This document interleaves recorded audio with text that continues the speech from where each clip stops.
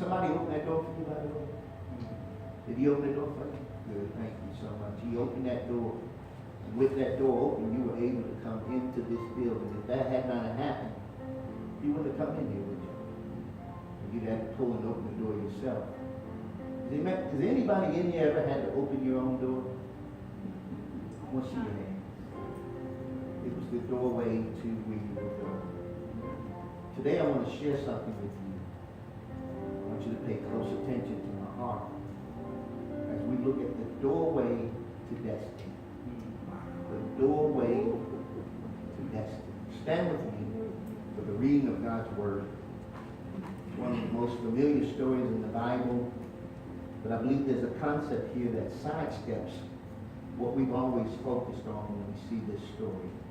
Genesis chapter 4, verses 6, 7. The Lord said unto Cain, Why art thou wroth? Why is thy countenance fallen? If thou doest well, shalt thou not be accepted? And if thou doest not well, sin lying at the door. And unto thee shall be his desire, and thou shalt rule over him. Father, I thank you when I pray for the next few moments you would grant me the ability to communicate, and that we would be able to hear, react, and respond in a way that honors you. Give us ears to hear and a heart to receive and a mind to react to your word. In Jesus' name, amen. This is so typical, God bless you, thank you, of the grace of God as the word of God is going forth. The Lord said unto Cain, Why art thou wroth? And why is your countenance fallen? If thou doest well, thou shalt not be accepted. And if thou doest not well, sin lies at the door. And unto thee shall be his desire. It is wonderful to see God willing to talk to this man at this level. He meets him where he is. Talks to him at this level and proving he cares about his thoughts and what he's about to do.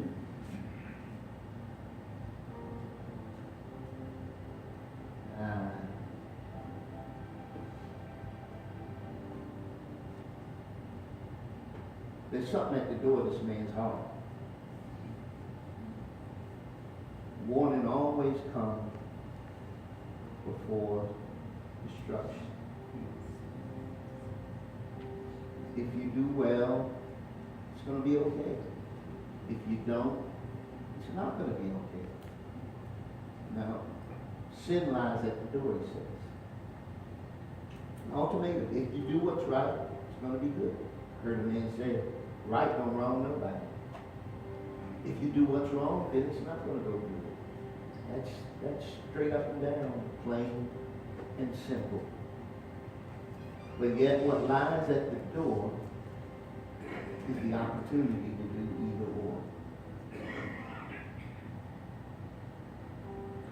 For God to do this has to tell us something about his intentions concerning Cain.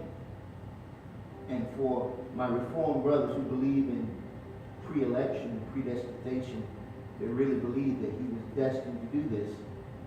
Why would God go through the trouble of bringing him an ultimatum if he had not intended for him to make a choice to do either what would be accepted or what would not? That's plain and simple in the text.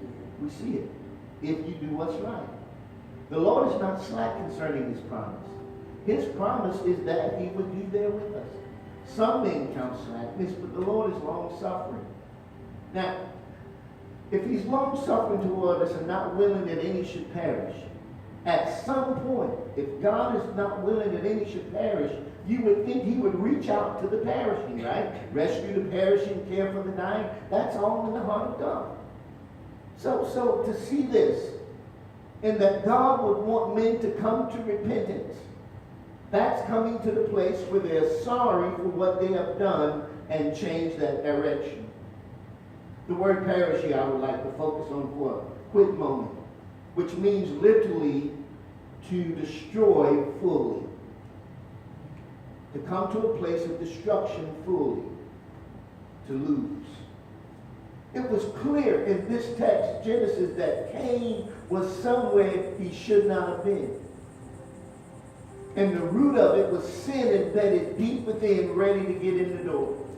It was knocking, trying to get in. And thank God he cared enough to reach out to him.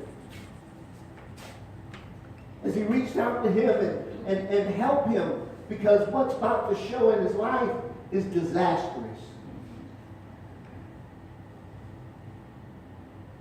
How many of you have ever ended up in a place you ought not be? Only to have God interrupt you. And thank God that he does. Amen. This was the same attack his mother come up under. Those of you who know your Bible know the account. His mother was attacked, and what was knocking at the door of her heart was an opportunity. Somebody say opportunity. There was hundreds of trees in the garden. But what came knocking at her door was an opportunity to get the one God said don't get. Isn't that like the enemy? All that other stuff, all that other good fruit, you can enjoy. But the one that God pointed out is the one Satan, well, that's within Satan's nature, isn't it? He would not come and show you the oranges when God said you can have as many of them as you want. He would not show you the sweet mangoes when, God already said you can have as many of them as you want. No, he points out that very one thing that will get you in trouble with God. Because he is not happy being the only one in trouble with God. Remember, we were created as a duplicate. He once had a place of praise, and when he got kicked out, he lost his place, and God created us. That's why Satan has worked overtime to pervert worship and try to ruin praise. In most of our churches, where most of demonic activity and sinfulness take place, most of the time is literally around music. Those who work in it. Eve, his mom, encountered the same sin knocking at the door.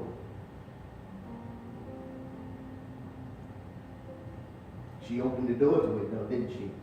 Plunged all mankind into sin. But Eve had to be talked into it.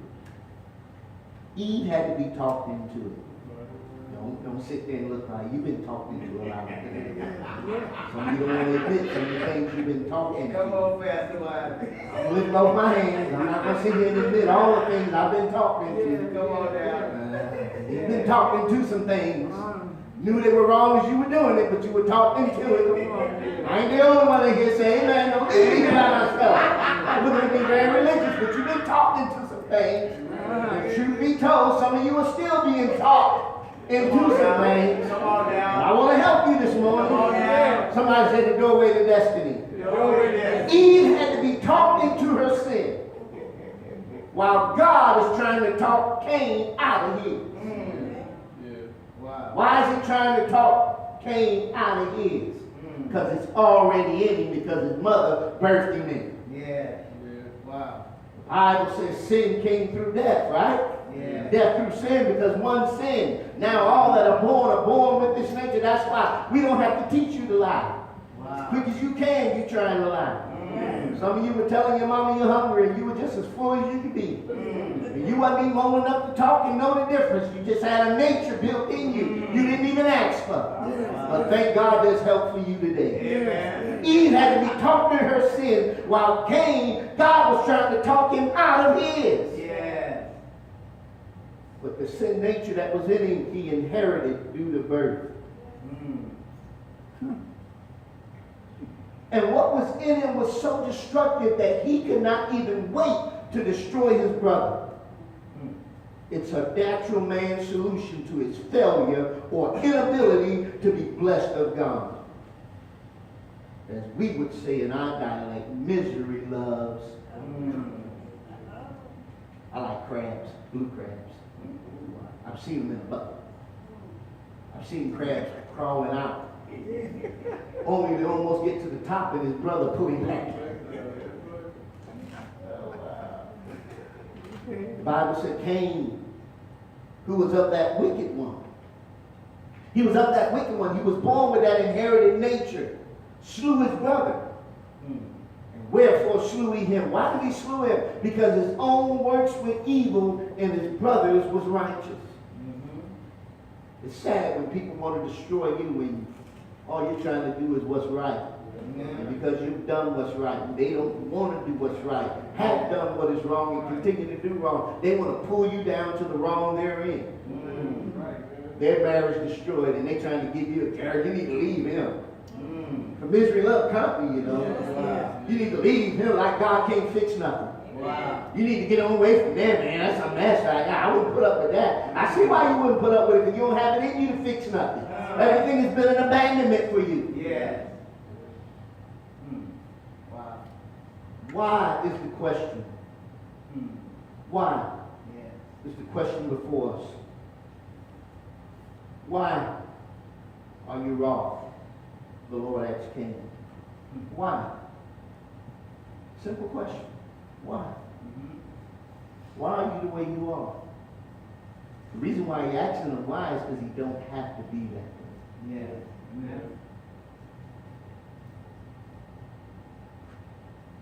Even though Cain was in a place he could not rationalize, he just gave into the emotion he was feeling. And he opened the doorway to the thought of destroying his brother to the point he did. God asked him why as an interrupter. He interrupted this man's plot in his mind to give him an opportunity to change his mind. Folks, this is amazing grace of God being displayed, unlike we've never noticed it. He stops him, interrupts him, and asks him, why are you upset? Why is your countenance falling? This has taken such an effect on you, your physical appearance even shows you're not happy. God asks him why is to interrupt Cain before he go any further.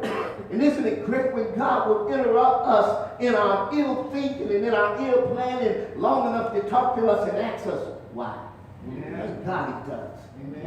He asks him why. He's giving him a cause to pause the tape and let's rework this thing. Let's redirect which way this is going, because what's brewing in your heart and what choices you're about to make, because God is the sovereign one. He knows all things. And to interrupt means he's wanting to give Cain an opportunity to think about this.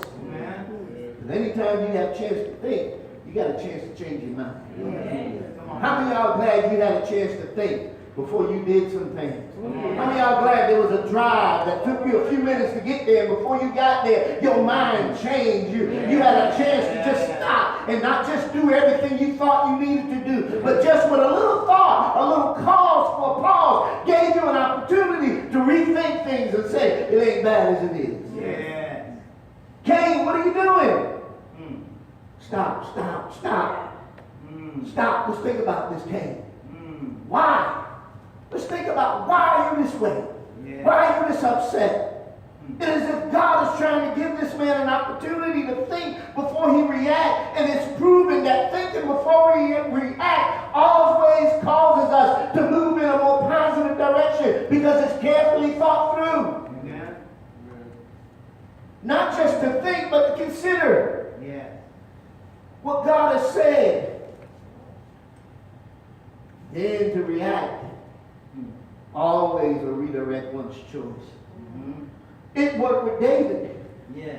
The sweet psalmist of Israel. David was in this cast down, disquieted place. David was in this place that was so miserable. And he had to think about it. He said, why are you cast down on my soul? Sometimes you need to talk to yourself and get yourself together and just ask yourself, why are you this way? And he says, look, why are you cast down on my soul? And why have you gotten disquieted within yourself? Don't you still hope in God? And this is the key to it all. He had a hope in God that regardless of what the circumstances of in his life, the hope is a joyful expectation, folks, that what has not happened can still happen. And whatever it is going on, God can show up and change it around. So after he considers, he said, I'll yet praise him. That's critical. Everybody can't do that. They don't take the time to think. And don't forget, we had a family member that had a son that got killed. It shot him. He was in a place he shouldn't have been. He got shot, he died. That's not easy. It wasn't fun. It was a very reckless time in our family, and we had to deal with it, folks, and we had to walk every step of it. And it was not easy to give God praise, knowing that your child had been murdered. And the difficulty of it was that we didn't even know all of the details, but all we know is that someone's life has been taken. But yet, because we know God and His Word, there was a desire to give God glory and give God praise. And for whatever the reason, He allowed it to happen. Do like Job and said, the Lord giveth and the Lord taketh away. Blessed be the name. I know that's not every Christian desire. That's not everybody's stance, because everybody is not strong enough to take that kind of stand. It takes a strong saint to take that kind of stand, because disaster will bring out the worst in us. But when you think about it and you know God and you know the hope that is in God, we yet praise Him even though it's bad, even though it's reckless, even though it looks like it can never change. We yet praise Him. Is there anybody in here that ever yet praise God and everything didn't look like you want to do anything, let alone clap your hands, let alone sing, let alone come to church anymore? You know how people are. They get despondent and draw within themselves. But David said, when I think about it, why am I this quiet and why am I like this way? Don't I hope in God? And I'm asking you today, do you have hope in God? Thank you, Lord. When they lose your hope, Yes. you've lost the vital, Yes. important factor that'll keep you smiling Yes. when everybody else is frowning. Thank you, Lord. When you lose your hope, you lose that vital, important factor that will keep you going and give you joy even in darkness. When you lose your hope, you lose everything, folks. You never give up on hope. You never think when you are hopeless that you are hopeless. God is a present help even in the time of trouble. We're always a hope. Yes. That's why we don't sorrow as those who have no hope. Thank you, Lord God. We have hope. Yes. That was the assurance when the Lord showed up Thank you, Lord. in our life. Yes. I'll yet praise Him for the help of my conscience. Yes. Somebody said, just think. Yes. What a change happened with David. Just him thinking in a different direction. Yes. Only after he stopped long enough to consider. The deal here is centered around this man's worship. His worship is what come under question. And it got out of order. And God was lovingly trying to get him to see it. Yes. Genesis 4:7, He says, if you do well. You're upset, you're mad, your countenance is falling. Yes. But if you do well, some people, this is so simple and yet so hard to get sometimes. Yes. If you do well, it'll eradicate a lot of problems in your life. A lot of people don't want to do things God's way, and they wonder why they're continuing to suffer. Amen. The Lord said here, what a simple truth. If you do well, if you do what's right, Yes. if you do what's right, if you do what's right, Yes. you'll be accepted. There's no way I'll turn you down for doing what's right. Thank you, Lord God. But if you do not well, Yes. there's a reason. Sin lies at the door. Number one, it is evident that his refusal to bring what God accepts had caused his rejection. Once again, the verse says, if you do that which is well. If you do that which is well. In Acts chapter 10 and verse 35, it's on the screen. It says, but in every nation he that feareth him and worketh righteousness is accepted with him. That word him should be capitalized because it's a reference toward God. Yes. Every nation, everywhere, he that feareth him and worketh righteousness. It's the fear of the Lord that will cause you to do what's right while everybody else is doing what's wrong. We live in a society now, even within the parameters of what we call church, a lot of wrong is going on. Amen. A lot of wrong is accepted and tolerated. And we wonder why God don't accept what we're doing. Oh, we got the professionalism, but God ain't accepted it because it's all wrong. Yes. Sin separates from God. You got to realize this, and this has to be the factor in your life. Yes. Number two, shall thou not be accepted was a word of God. God will never reject anyone who comes to him in truth. That's why what Abel did was so accepted, because he did it, somebody said, by faith. Amen. How did he know the faith he had? In Hebrews chapter 11 and verse 4. This is a very famous passage here. As we look at the Hall of Fame of faith, how did he know what would be acceptable unto God and what would not? He didn't just know that on his own. Yeah. Do you think offering just showed up time? No. Come on now. His father taught them how to respond to God in the righteous way. His father had sat both those boys down and taught him that this is how you come before God, because you're dealing with sin. If you come any other way, it's not going to be accepted. So by faith, Abel came to God knowing I got to deal with my sin. And if I'm going to deal with my sin and I want to be accepted of him, because whether death claim me or life, if I die in my sin, I'm in trouble. If I live in my sin, I'm in trouble. So I got to deal with my sin. So when he came before God, he brought what God required. By faith, he offered up what the writer of Hebrews says was more excellent. Why? Nothing can wash away my sin but blood. The blood of Jesus is coming, but it's not here yet. Everything before that is a prototype of what will come. And I got to bring that. It's not going to be the best of my crop. It's going to be a lamb slain. Some blood got to be slain. He got to be pierced and wounded for our transgression, bruised for our iniquities. It's got to be that way. Because if it's any other way, there's no proper atonement for sin. And God, who set up the standard when his mommy and daddy messed up, instituted before them so that they didn't have to figure it out. All they had to do was work it out. He had already gave them what to do. And they had to do what God say do. Yeah. Nothing else would be accepted. Thank you, Lord God. So the brother got in trouble. Yeah. Oh, my Lord. Trying to make God accept Yeah. what God wants. Come on now. I done came on some of your street now, haven't I? Trying to make God accept what he don't want. Wow. Trying to make God approve of what he said will never happen. Yeah. You trying to control God like he's a remote controller. You keep pushing the button and God ain't doing nothing for you because you won't get right with God. You won't stop doing whatever it is you won't stop doing. You won't stop going wherever it is. You won't be separated. You won't do what God said. You wondering why. I'm pushing the right buttons. I'm saying hallelujah. I'm paying the tithe. I'm doing everything they tell me to do. But nothing is happening but the Bible declares. I got to follow peace with all men and holiness with God. Nobody will be able to see the Lord. And if you want to see the Lord, I'm talking about see him in your healing. See him in your finance. See everybody talking about I want to see him. But you don't really want to see him until you're willing to get right with him. Because God is coming all up your alley, all in a private place, in your closet, in your heart. And he's knocking at your door. And he's saying, knock, knock, let me in. And you stand back and holler, knock out of here. Come on, you know what I'm saying. You don't want to let him in what God said. I want to get in.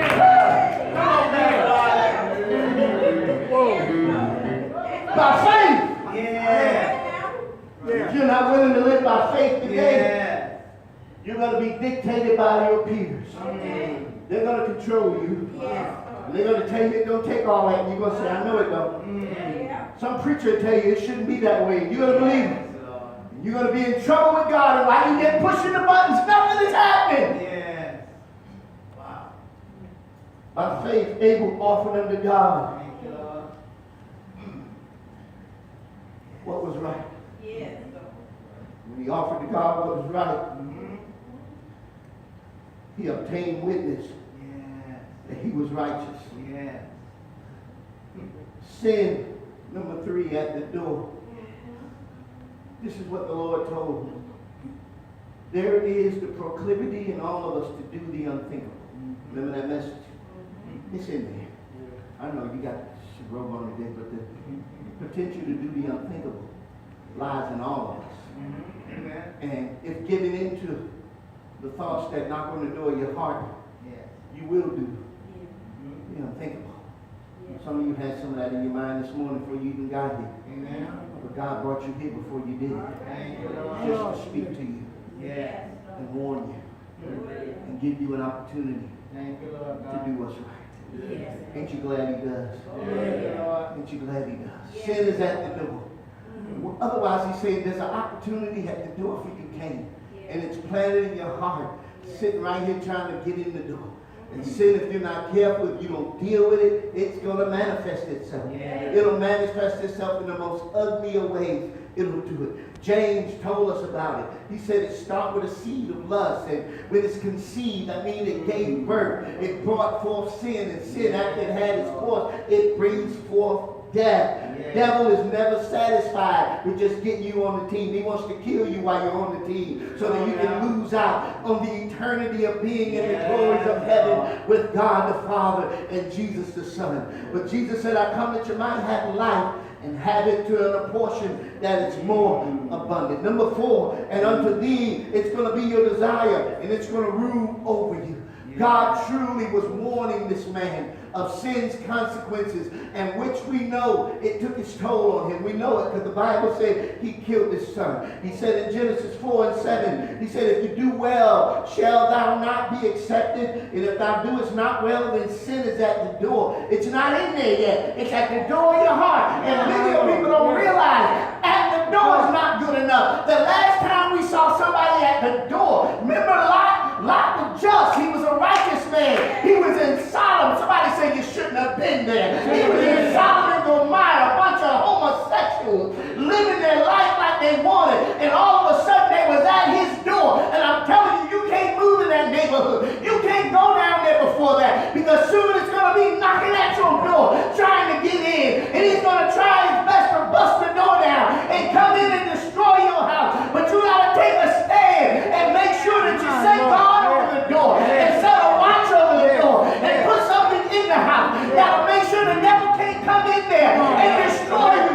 Because once it get in the door, it's dangerous. Yes, Lord. Some of y'all open the door to pornography and you wish you never did. Yes. Some of y'all open the door to perversion and you wish you never did. Yes. You might be healed from it, but the haunting powers that haunt your mind make you wish you never been there. Some of you started dope and you wish you never did. You opened the door and the doorway was wide open and you went on in not knowing years later it would be so traumatic. But ain't you glad God is a God that can come behind the door and he can work behind the door and behind the scene. Praise God. Thank you, Lord God.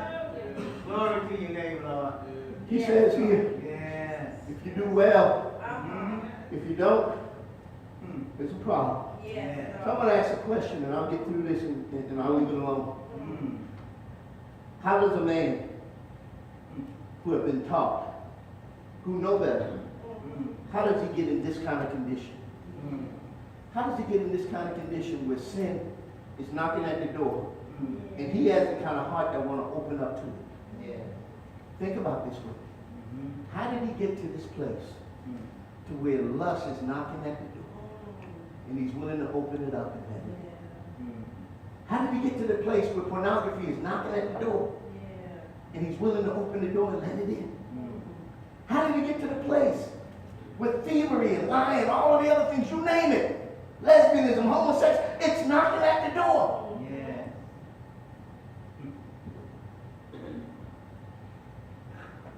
Many people had to say, I'm sorry, I don't go that way. Mm. Some had to look and say, look, I'm married. Period. Open the doorway for nothing else. Yeah. How did you get to the place where entertaining at the door was okay? How did you get to that place? I tell you what you got to do. You got to get so far from the Word of God till it don't matter no more. Come on now. Because God's Word tells us to stand guard. God's Word tells us to set a watch at the door. God's Word says, I made you a watchman. Amen. He did not care for the Word of God. For God had told him through his Father, if you're going to deal with sin and deal with it right, you got to bring a lamb. You got to bring a blood offering. He didn't bring it. He didn't care about the Word of God. And how many people grace in our church today, Brother Andrew, don't care about the Word of God, even though they bring it, they tote it, they own one, they shout to it and all of that, but they don't care enough to modify their life to it. Come on now. Yes. This is why we have big crowds Mm-hmm. and little crowds. Wow. Because not everybody wanted it this fashion. Yeah. You can go to the big crowd and you can hear messages that never offend. Mm. And they're good messages, aren't they? Yes. They're truth. There's Bible all over it. Can't deny it. But it never get on your alley, does it? Mm. Never get personal to what it means to have intimacy with God and right relations with him. Yes. My question is, how did this man get to this condition? Not caring about the word of God. Knowing it will bring a heavy price to pay. Sin will torment you. So what do you do when sin knocks at the door? What do you do when those suggestions come? One thing I want to encourage you to do is be able to minister the word of God to yourself. In order to do that, you have to know it. Come on now. 1 Samuel 30:6, David was greatly distressed. The people spake of stoning him, because the soul of the people was grieved, every man for his sons and his daughters. But David encouraged himself. Amen. Nothing more encouraging than to be able to encourage yourself. How many of y'all been around some despondent people, sad people? Only to have joy within yourself because you resolve, I'm not going to let their attitude rub off on me. I worked in a field where doing construction work, and I was a foreman. If we had somebody with a bad attitude, we got them off that job because production was all about production. And if you slow everybody down with your grievous attitude and they got to deal with you, it's going to mess up. So we got that person out. There's a guy who don't even know to this day. I kept his job. He was spreading this sickness, poison so bad, man was ready to fire him. Me being a Christian, I loved on him, and I begged him, man, don't fire him, give him a chance. He ended up moving him to another job, but his attitude was so bad because he complained about everything. David encouraged himself while he was yet in the midst of discouraged people. Yeah. You must guard your heart. Amen. Nothing better guard your heart than having the word of God in your heart. Amen. Because if it's in your heart, guess what? There's no room for nothing. Amen. David said in the Psalms 119 and 11, I like Psalms 119. All those 100 and something verses deal with the word of God. Yes, The longest book there. This is one of the more popular verses in that book. Let's read it together. Yeah. Thy word have I hid in my heart, that I might not sin against you. Now, if I had a $100 bill for everybody that could quote 20 verses in here, who could do it? Amen. Quote, word for word, 20 verses out of the Bible. Amen. And many a times people don't want no one. I'm glad you do it. I'm working on it too. Because I want word in my heart. Amen. I want what comes to my mind when I'm talking to you to be the word of God. Come on now. I was counseling a lady the other day. And thankfully, as me and my wife sat here and listened to her, and the activity that was around what was going on, the word of God kept coming up out of my mouth. This is written, this is written, this. I was able to show her this, show her that. I'm thankful, folks. That didn't come because I didn't have time to turn on the computer and do a word search. That comes from spending time in the word of God. And you said, that's what preachers supposed to know. That's what you're supposed to do. Every one of us is called to the duty of study to show ourselves approved. Amen. And I walked away from there thanking God that I spent time studying Scripture, reading Scripture, knowing different Scriptures about different subjects. Because as we vacillated through so many different things, I didn't have time to look for nothing. It had to be there. Yeah. And folks, the Bible said we ought to be ready to give an answer to the reason of the hope that is within us. Amen. That's the Word of God, folks. Amen. I would commit to you that if you would go into an activity of spending quality time in the Word of God, you will find yourself more equipped and better to live and help others in the walk with God. And when that matters the most to you, you'll spend time in that Word. Amen. Quality time. yes. Amen. How many of y'all have quality time? I got quality Come on time. now. What I spend with it now is a whole other thing, but I have quality time. Amen. Everybody got quality time. Amen? Now what I do with that quality time is a whole other thing. Amen. But I got quality time in all places, all different kind of places. And everywhere I go, I keep a Bible with me or some reference to it so that I can get in it and study it and read it. I was on vacation the other week and my wife made me put the book up. She said, "You on vacation?" But every time I could sneak away with a while on vacation, I still snuck and read something. When I was with them, I put it up. But I'm on vacation. I still need my word. Amen. I still need to get it in me. All right. Yeah. Yeah. Number 3, you must open up and allow the work of God to take place in your heart.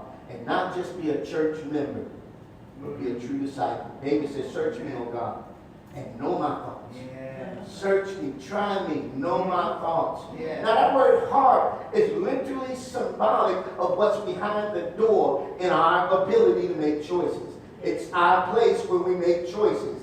Know my heart. Now, he's giving God access to the secret chamber of his life. This is literally what's happening. He's giving God access to the secret part of him, where he's going to make a decision. Who I'm going to marry? Yeah. What house I'm going to live in? Yeah. What car I'm going to drive? Who I'm going to take up this loan with? All of this. He's giving God access to this secret place. Yeah. And many of us like to make choices and then want God to come clean it up afterward.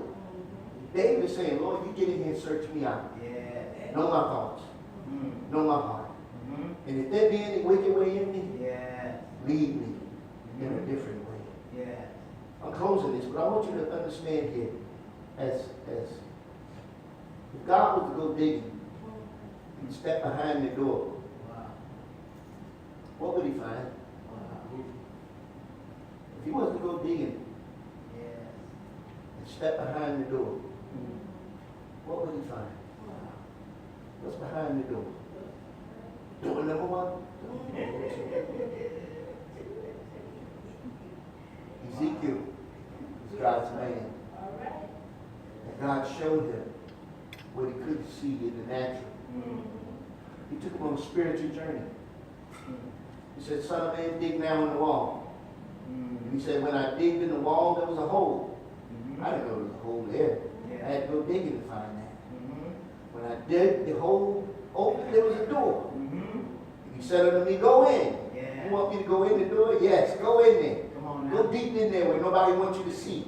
Go in there. God has to show you that kind of stuff. And, Yeah. you know, people don't want to get around people like that that have discernment and can see and know where they were at. I remember one time I looked a man in his eye and I said something to him about his pornography. And he looked at me and said, how did you know? I said, man, God just showed me.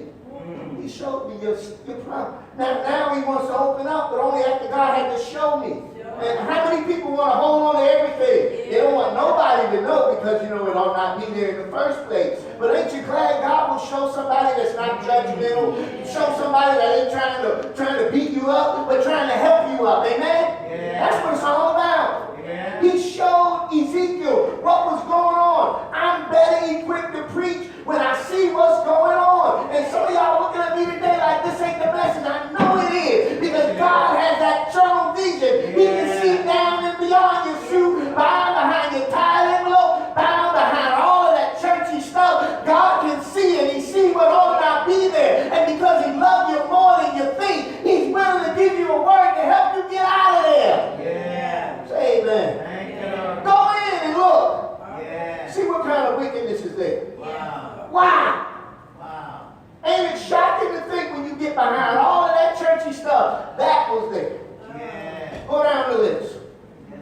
We looked at our heroes and oh, we were so happy. Mm. Swagger, Baker, you name them. Man, back in that day, those guys would start falling like fire. And we never thought that was behind all that churchy stuff they were doing. Millions and millions of dollars they were portraying. One man, they caught him, they found out he had a little ear thing in his ear. And he had people out in the audience combing through the people. And he talked to them and they would find out little information about him. And they had a lady back in the room back there. And they would tell her the information and she would tell him through the ear. And he would say, hold up, the Lord is speaking to me. It wasn't the Lord. It was the lady around there with that little earpiece that was talking to him. And he would say, there's a man here from Kansas and you can't deal with cancer. He'd jump up. Oh, how did he know? I'll tell you how he knew. It was trickery. It was witchcraft. But how many of y'all know God has a man? He will show what's really going on. What a deception. Yeah. What wickedness we've seen Yeah. behind the cover. All right now. What deception we've seen Mm. behind the cover. Presidents of companies found out only they were stealing millions of dollars. Yeah. Skimming and lying and cheating and manipulating.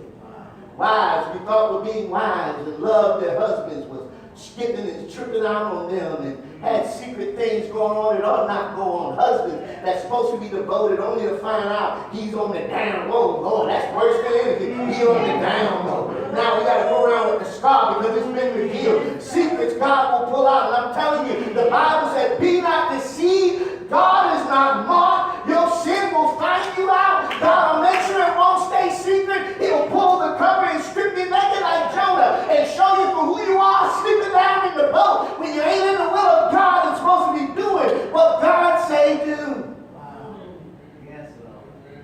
all the more we must continue to appreciate the cross and all that took place there. While we must be reminded of the greatest opportunity every man has, and that he will have his sins forgiven. He can do that which is right and be accepted. The Lord said something. Come, let's reason again. This is a universal call. Come, let us reason together. Though your sins be as scarlet, they shall be white as snow. Thank you, Lord God. Though your sins has trapped you, they shall be white. Amen. as snow. Thank you, Lord. Come, let's reason together. Yeah. Let's talk about it. The old folks used to sing a song, let's have a little talk with Jesus. Yeah. Tell him all about the trouble. He'll hear even the faintest cry. Yes, he will. You might be so far from him because of sin, your cry is faintly getting to him. And guess what? It's getting to him. Yes. And he hears. Mm. He loves to cry, Thank you, even Lord if it's God. faint. Yes. Even if it's coming from the lips of someone who is out of strength, he'll give you strength. Thank you, Lord God. Though your sins be as scarlet, they shall be Yes, Lord. white as snow. The Lord said, this doorway to your destiny is all predicated upon simply a choice. Have you chosen? Have you continued to choose? Many people made a choice, but they didn't follow through. We prayed those foxhole prayers, God get me out of this, and once he get us out, we go on. The doorway to your heart is a very challenging place. Young ladies, you got to be careful who you let in your heart. Young girls fall for that knocking at the door, I love you stuff. Want to buy you, love you, treat you right. Only to find out it's a bunch of talk. Don't be so easy to open the door to your heart. Satan would love to get in there and mess it up before you can enjoy life. I can't tell you how far back and how deep this settles with me. Because what got in the doorway with me, I pray never get in the doorway. What got in the door with me has caused me to cry hard, pray hard. There's not a day go by sometimes. Consider my family. Because what happened to me at 7 and 8 years old should have never happened. They got in there. And it wasn't even my fault. But it happened. I had to forgive. I had to learn to forgive because it wasn't easy to. Some things ain't easy. Come on now. Some things is not easy, folks. I had to forgive in order to go on. Now that I'm going on, guess what, y'all? I still see the need to remind myself that forgiveness is a choice.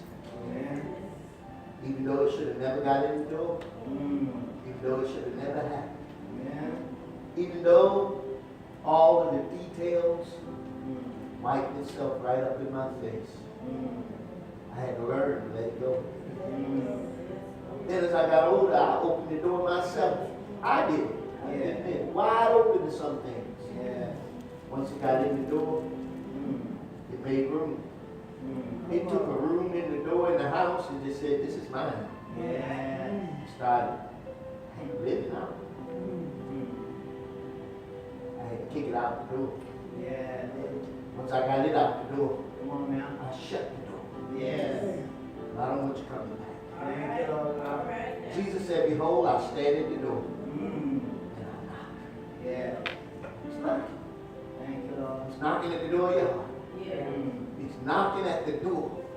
There are many people, some under the sound of my voice and all throughout that will hear this message. He's knocking. What are you going to do? Shall we continue in sin that grace may abound? God forbid. He's knocking at the door. You need to change your ways. When will you come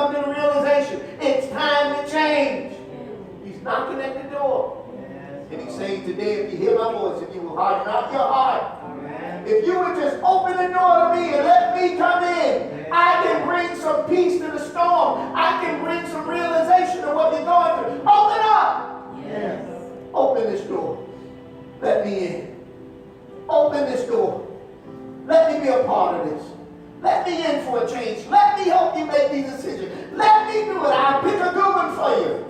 Yes. I'm telling you, when I let him in, Come on now. the ones who came my way.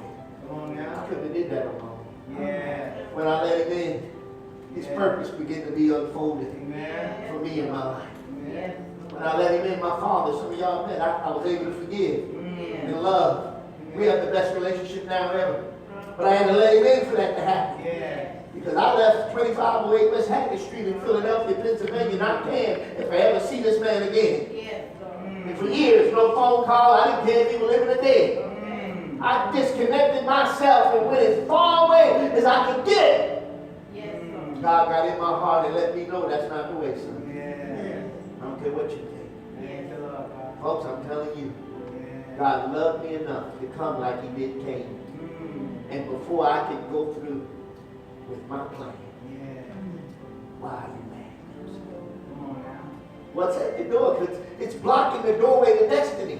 That's my message. The doorway to destiny is going to be hindered as long as you got something in there that ought to not be.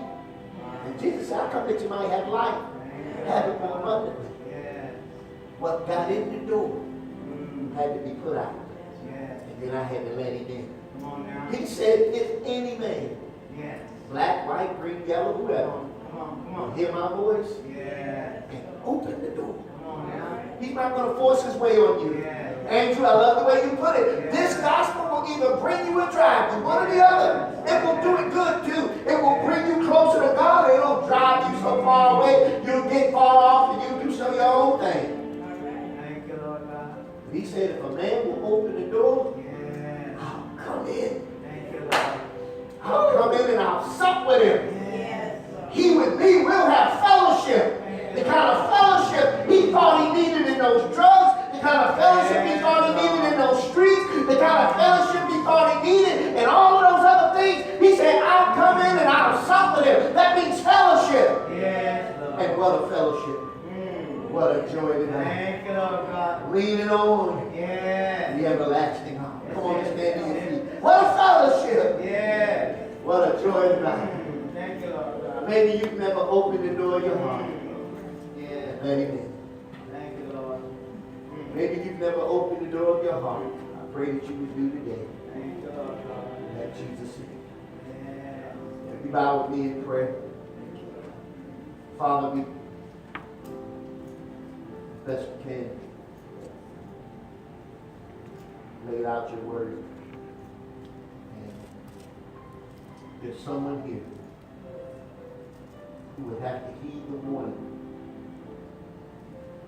that before whatever gets in the door, get in and manifest its ugliness, they would ward it off and go a different direction. Thank you that you give us a warning before destruction. Thank you that you give every man, woman, boy, and girl opportunity to choose. And the outcome can be either good or bad. My sincere prayer for every believer in this room is that they would choose to let you in. For that one here who is not saved and have never opened the door of their heart, I pray this would be the day they will open their doors and let him in. They will open the door and let the Savior in. They will receive forgiveness of sins. And let them be washed away by the blood of the Lamb. Thank you, Father, for what you're knocking at the door, showing us what it is. Thank you for showing us what it is at the door, and you're willing to help us keep it from coming in. Father, I pray that the doorway to our destiny, Father, the doorway to our destiny, our purpose for which you birthed us in the earth, would be fulfilled because we've been warned to stand guard on the door. We not let anything in that ought not be. Bless your people. Bless your people. Bless them. Encourage them. Father, I thank and I praise you for everyone here. Father, I pray that your word cultivate in their heart. Bring forth fruit. In Jesus' name. Amen. God bless you. Thank you. You may be seated. It's the doorway that has purchasing it. The Lord said, I stand at the door and knock. It's because He wants to come in. He wants to. Every first Sunday, we come together